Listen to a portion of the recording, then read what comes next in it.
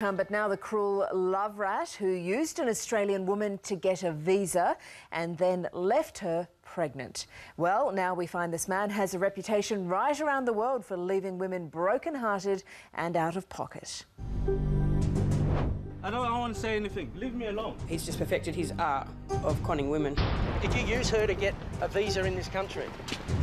No. You sure? It looks that way. A romance scammer busted. Why have you been so difficult to find? You were difficult to find in Melbourne.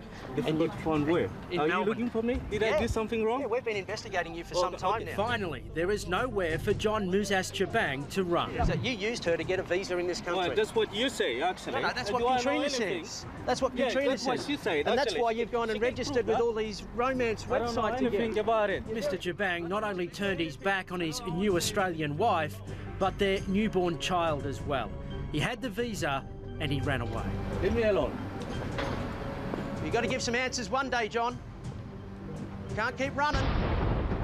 We used to talk nearly every day, like on the phone or the internet. And that's how single mum Katrina Mudge says she was lured into John's scam over the internet through an online dating website.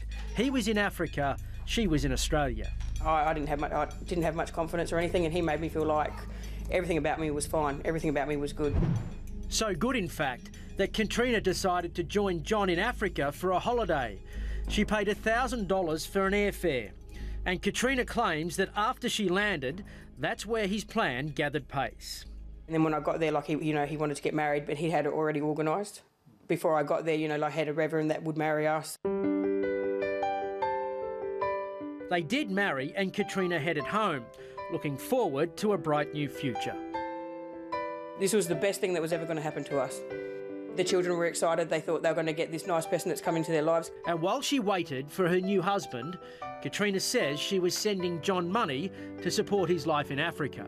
I sent him money to help him move, to have like for a bond and a couple of weeks' rent. And then, the next time he'd ring, it'd be something else, like he lost his job. So he couldn't pay his rent, and if he didn't pay his rent, they'd get kicked out. So, I'd send more money. While this was going on, Katrina successfully applied and paid the $1,700 for John's visa. He was on his way. My oldest son actually sent him a Father's Day card saying, I can't wait till you get to Australia. How was John when he first came back into the country? You were married and he obviously moved in here. How was he? So he used me. He didn't want me after he got here. He had no interest. He had no interest in talking to my children. He had no interest in me. He was only interested in one thing, wasn't he? Yeah, he wanted his visa. And that's all he's after. That's all he wants.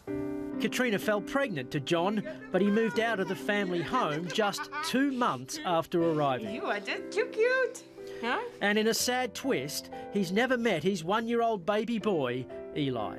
He doesn't ask about him. He doesn't know anything about him. He has no interest. He's done nothing for him. Well, he has done something. John was paying just $7 a week in child support while he worked in Melbourne. Some might say that this is just a classic example. You met over the internet, you spoke over the phone, you went over there, you got married, and you came back and your relationship just broke down. No, I don't think so. He's just perfected his art of conning women. What impact has this had on you?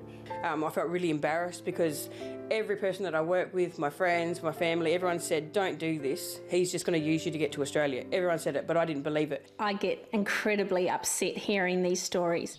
Julia Robson, Director of Online Investigations, is an expert at unearthing romance scammers. The whole scam as such involves a period of grooming where the scammer will actually move the relationship very fast, actually show strong feelings for that person.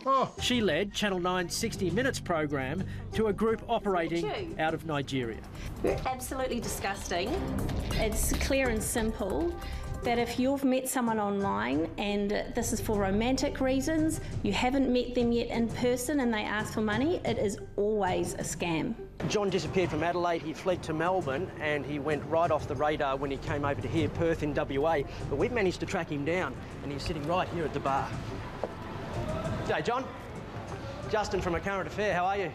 Can you stop the No, the cameras are going to stay on because we want to get some answers out of you. You got the facts all torn up because of what she said to you, actually. The facts are you got married overseas in Africa. You got back into the country, got your visa, and you left her behind. You left her behind. I got contradicting proof. But A Current Affair has found proof that John's still registered on a number of dating websites.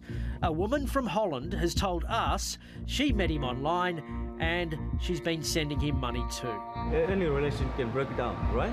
Well, it just so happens that once you get in the country, it breaks down. It's not happening just as breakdown day. Why would I got a proof. I got people who will testify about what I'm saying, that any relation can break down. Really? Just a coincidence that after you got into the country and got your visa? What you say about coincidence and so on. It's a coincidence that what I'm saying. once you got the visa, once you got married, once you got married in this country, you left her. You got the facts all torn up. What would you like to see happen to John? I'd like to see him be sent back. I think that's what he deserves. I don't think he deserves to stay in Australia. He didn't come here the right way. That's not fair and that's not on. And if you've had dealings with John Chibang, we want to know about it. Send us an email or just give us a call.